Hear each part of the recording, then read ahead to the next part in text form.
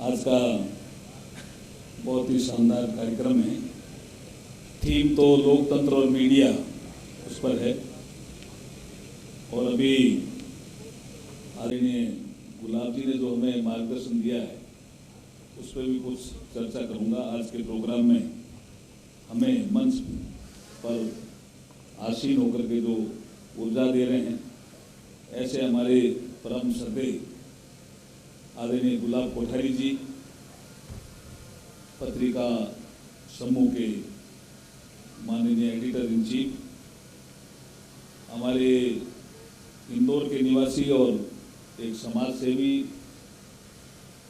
हमारे विनोद जी अग्रवाल साहब, ये बताया गया कि कोयले के व्यापारी हैं लेकिन बहुत शानदार व्यापारी है, वक्तव्य बहुत शानदार है। इन्होंने अपना वक्तव्य भी शानदार दिया, जोरदार ताली इनके लिए भी आप बजा सकते हो।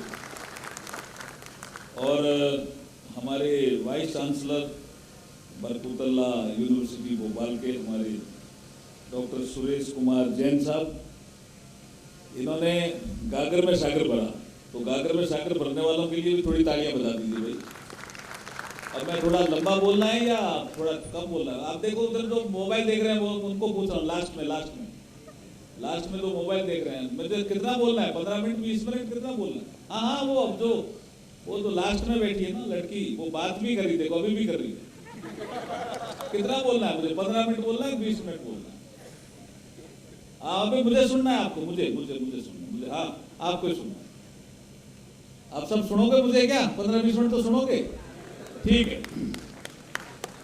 मैं माननीय गुलाब जी ने जो विषय रखा उसको थोड़ा आगे बढ़ाता हूँ, फिर ये लोकतंत्र और उसी में आ जाएगा मीडिया। हमारे सबके पास शरीर है या नहीं? अभी बताओ, है। इस शरीर में 5 ज्ञानेंद्रियां हैं। हमारे महापुरुषों ने उनको ज्ञानेंद्रियां क्यों कहा? क्योंकि इससे हमें ज्ञान मिलता है। जैसे आंख ने देखा, किसी ने बताया ये नीम का पेड़ है, तो ये नीम का पेड़ है, ये माँ ने बताया, पिता ने बताया, गुरु ने बताया, दोस्त ने बताया, हमारी आंखों ने उसको ग्रहण किया, हमने भी किसी को बताया, छोटे बच्चों को, ये नीम का पेड़ है। तो ये जो ज्ञान हमें इस शरीर में जो इंद्रियां हमारी है जो देती है, इसलिए उसको हमने ज्ञानेंद्रिय कहा। किसी घर में हलवा बन रहा है तो वो आंख से नहीं दिखा होगा, लेकिन इससे पता चल गया। क्या गुजर देर पता चलता है क्या हलवा बन रहा है क्या? इससे पता चल गया। तो हमने कहा कि ये भी हमारी ज्ञानेंद्रियां हैं। संगीत कहीं अच्छा सुन रहा है तो कान से पता चल गया, तो ये तो हुई हमारी ज्ञानेंद्रियां। फिर हमारे पास 5 कर्मेंद्रियां हैं। वो कर्मेंद्रियां क्या करती है साहब? वो भी काम करती है, इसलिए इसका नाम कर्मेंद्रियां है। अब कोई बाल्टी है बाथरूम में, आंख ने देख तो ली और समझ में आ गई बाल्टी है, भरी हुई है, लेकिन उठाना होता तो आंख से उठेगी क्या भाई? हाथ से उठेगी। इसलिए उसको हमने, हमारे पुरखों ने उसको कर्मेंद्रियां कहा। लेकिन दोनों कनेक्टेड है। अगर पांव में कांटा चुभा तो आंख तुरंत देखेगी। यूनिटी है यहाँ, ध्यान रखना, यह यूनिटी है। कर्मेंद्रिया और ज्ञानेंद्रिया में यूनिटी है। इसके साथ जब अंदर घुसते हैं हम इनके इंद्रियों के माध्यम से ही, तो हमें एक पता चलता है, एक मन भी है। तो एक तो शरीर हुआ जिसको गुलाब जी ने नाम दिया बॉडी, जो फिजिकल बॉडी भी कह सकते हो। इसके अंदर एक और बॉडी है जिसको हम एस्ट्रल बॉडी भी कहते हैं। फिजिकल बॉडी तो हमारी दिखती है, ज्ञान इंद्रियां कर्मेंद्रियां दिख रही है, लेकिन एस्ट्रल बॉडी हमें नहीं दिखती, जिसको हमारे शास्त्रों में, हमारे लोगों ने, हमारे महापुरुषों ने सूक्ष्म शरीर कहा है। तो बॉडी भी 2 पार्ट में। अब बॉडी, फिर आप आ जाओ माइंड भी 2 पार्ट में। एक फिजिकल माइंड है जो हमारे इंद्रियों के साथ जुड़ता है, संवेदनाएं प्रकट करता है, प्रेम प्रकट करता है, अवसाद। नहीं, मैं आपको ही कह रहा हूं, ये मन इधर, हाँ इधर मन जुड़ना पड़ेगा। ये दोनों, ये इनका मन जुड़ गया। देखिए, आप देखिए, आपका इधर मेरी तरफ जुड़ा है, अभी बताओ। आपके अंदर जो मन है उसको 2 पार्ट में मानिए, एक है फिजिकल माइंड और एक है सबकॉन्शियस माइंड। जो भी आप कर्म करते हो वो स्टोर होते हैं, वो सबकॉन्शियस माइंड है। तो फिजिकल माइंड है वो आपके ज्ञानेंद्रियां, कर्मेंद्रियां, बुद्धि, इसके साथ जुड़ा रहता है। हम क्या हैं यही हम नहीं जानते थे। तो बॉडी, माइंड, फिर इंटेलेक्ट। अब इंटेलेक्ट का काम था सही निर्णय करना। आज यहाँ वर्कशॉप हो रही है लोकतंत्र और मीडिया पे। आपके शरीर ने निर्णय किया क्या कि यहां जाना है? इंटरकनेक्टेड है, लेकिन आपकी बुद्धि ने निर्णय किया कि ऐसी वर्कशॉप में जहां गुलाब जी जैसे भाई साहब आ रहे हैं, कोई बड़ी एक गान की बात कहेंगे, इसलिए जाना चाहिए। इसलिए आपकी बुद्धि के लिए भी जोरदार ताली बजा दीजिए भाई। इतने थोड़े लोग हो आप भोपाल में, लेकिन आपकी बुद्धि ने निर्णय किया कि गुलाब जी भाई साहब को तो सुनने जाना। तो वो बुद्धि जिसका जिक्र कर रहे थे। फिर आ गई सॉल। अब ये बॉडी, माइंड, इंटेलेक्ट और सॉल ये सबके पास है। जितने भी ह्यूमन बीइंग हैं, 8 अरब लोग हैं इस संसार में, 8 अरब सबके पास है। लेकिन कभी कभी क्या होता है, ये जो आत्मा है ये लाइट तो फेंकती है थ्रू इंटेलेक्ट, माइंड और शरीर भी महसूस करता है, लेकिन कभी कभी इस आत्मा के आगे राख आ जाती है।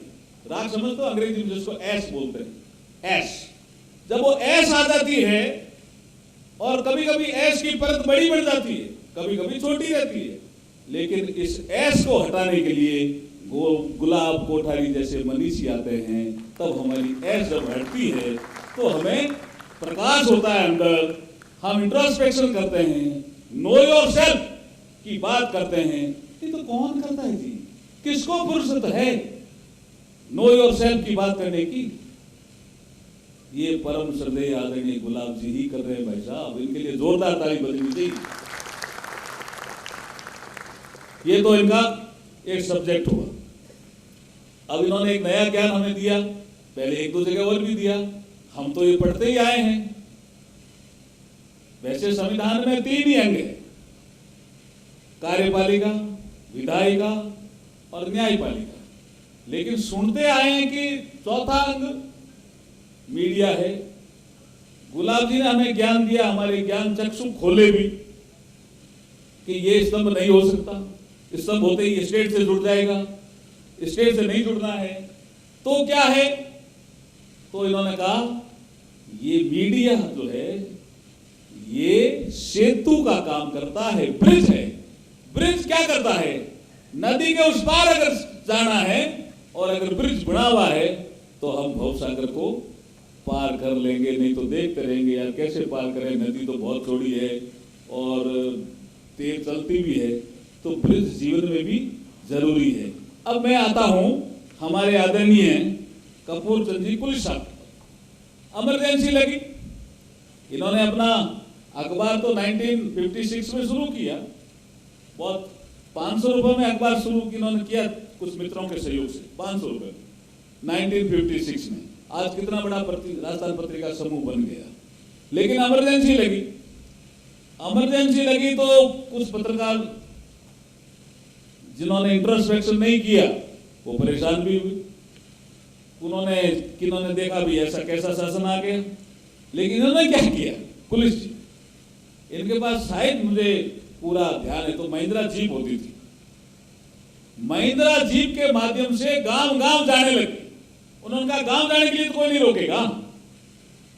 जैसे गुलाब जी अब चुनाव होते हैं तो जागो जनमत के माध्यम से शहर गांव गांव जाकर के कहते हैं कि लोकतंत्र ठीक है, तो फिर लोकतंत्र में भागीदारी आप निभाते क्यों नहीं हो? ये अगर कोई काम करते हैं तो हमारे आदरणीय गुलाब जी करते हैं। ऐसे ही पुलिस ने काम शुरू किया, जीप ली, गांव गई। फिर मैं छोटा था, मुझे ध्यान आ रहा है, एक प्रोग्राम चलाया, आओ गांव चले। अब आओ गांव चले में क्या कि गांव का जिक्र, उस गांव में कितने प्रशासनिक अधिकारी हैं, कितने सेना में, कितने डॉक्टर हैं, कितने नर्स हैं, कितने मास्टर हैं और कितने तालाब की रखवाली कर रहे हैं, कितने लोग पक्षियों को दाना डालते हैं, कितने लोग स्कूल की व्यवस्था देखते हैं। सारा गांव का चित्रण आता था। तो उस गांव का आदमी तो आओ गांव चले के स्तंभ को तो पढ़ता ही था। मुझे अभी भी याद है, मेरे गांव में जब वो आया आओ गांव चले तो मुझे पढ़ा, मुझे लगा कि पत्रिका ये भी काम करता है। आओ गांव चले छोटा काम नहीं था जी। लेकिन गांव गांव घूमने का काम किसने किया इमरजेंसी के दौरान? आदरणीय कुलिश सिंह, और फिर एक योजना बनी आओ गांव चले, और वो पत्रिका छापता था उस गांव की पूरी पृष्ठभूमि कि ये गांव कब बसा, कौन सा तालाब है, कितनी जातियां के लोग रहते हैं, गांव की खासियत क्या है। तो गांव का आदमी उस पृष्ठ को, उस स्तंभ को पढ़ करके अपने आप को जोड़ लेता था और पत्रिका सेतु बन जाता था उस गांव के लिए। यही बात गुलाब जी ने कही। आपके समझ में आई क्या? आई तो ताली बजा दीजिए, फिर आई तो ताली जोड़ते हुए बजा दीजिए। यही सेतु बनने के लिए यहाँ आए हम गुलाब जी। मैं चुनाव लड़ रहा था, मुझे ध्यान है अच्छी तरह से कि एक प्रोग्राम चला इन्होंने कि एक मेंबर ऑफ पार्लियामेंट जो चुनाव लड़ता है, सब जगह चला है, 543 सीटें सब जगह, उसका घोषणा पत्र क्या होना चाहिए। अब वैसे तो ये राजनीतिक दलों का काम है, लेकिन आपने एक प्रोग्राम चलाया कि जाइए जनता के बीच में, उनका घोषणा पत्र क्या है, जो एमपी जीते वो उस घोषणा को पूरा करेगा नहीं करा, ऐसी मॉनिटरिंग भी करो। तो कुछ लोगों ने कहा ये पत्रिका क्या कर रहा है, लेकिन मुझे आज समझ में आया पत्रिका सेतु का काम कर रहा था, और जिसके माध्यम से हमने ब्रिज बनाने का काम किया। अब एक कथा के माध्यम से मेरी बात को मैं समाप्त करता हूं, बाकी चीजें आपके समझ में आ गई होगी। एक ईश्वर चंद्र विद्यासागर का नाम सुना क्या किसी ने? कहां के थे?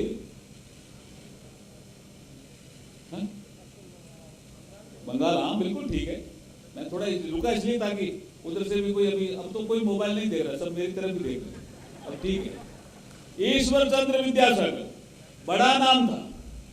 एक बार वो घूमने गए कलकत्ता में किसी पार्क में, तो जैसे घूम के वापिस आए तो एक आदमी पड़ा हुआ मिला उनको, गिरा हुआ भी था, हाथ देखा, सब लोग जा रहे थे क्योंकि संवेदनाएं गायब जिनकी होती है वो देखते हैं कोई होगा, कोई गिर गया होगा।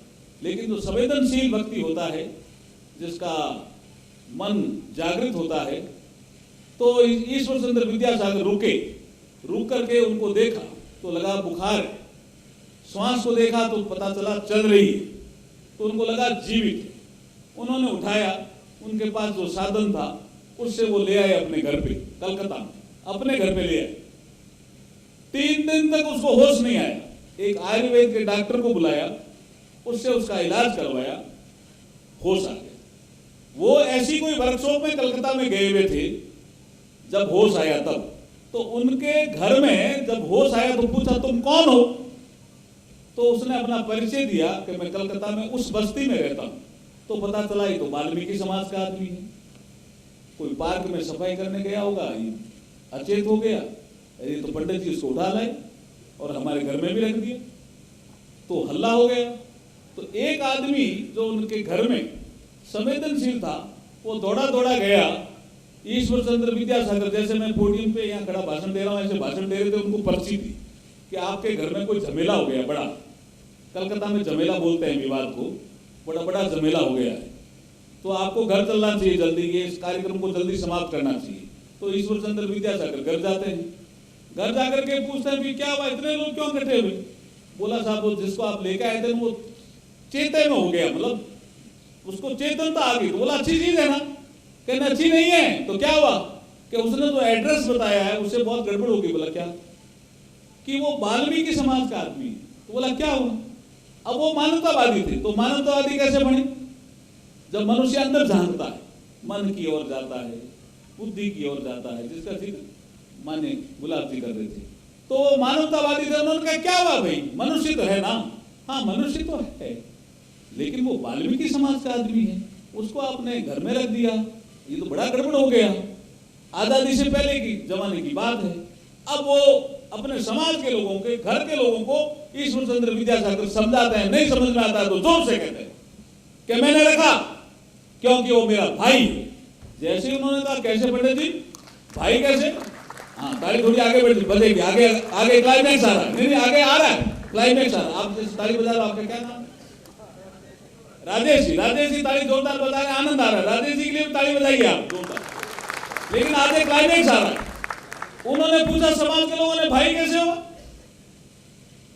आप तो ईश्वर चंद्र विद्यासागर, ब्राह्मण समाज के प्रसिद्ध आदमी, ब्राह्मण वर्ग, और ये वाल्मीकि समाज भाई कैसे हुए? तो जो ईश्वर चंद्र विद्यासागर ने कहा वही संवेदना है। उन्होंने कहा ये मेरा भाई है, ये बार की सफाई करता है, बाहर कोई कचरा दिखता है पार्क में, गली में, तो ये सफाई करता है, तो ये सफाई कर्मी है। और मैं आपके मन के अंदर जो मैल पड़ा है उसकी सफाई करता हूं, इसलिए मैं भी सफाई करूंगी। अब राजेश जी जोरदार बजाएगी ताली, जोरदार, अब तो जोरदार बजती है। तो ये जो संवेदनाएं आपके मन के अंदर धीरे धीरे कम हो रही है, उसको जगाने के लिए गुलाब जी आए हैं और मुझे बुलाया है। मैं आभार प्रकट करता हूं पत्रिका समूह का, और गुलाब जी के लिए मैं कहता हूं कि आप जोरदार ताली बजा के उनका स्वागत करो। ऐसे ही काम करने वाले लोग भी है ना जीवन में, चाहिए भी। समाज को अगर सुधारना है तो सेतु चाहिए भाई साहब। बहुत बहुत धन्यवाद, आभार।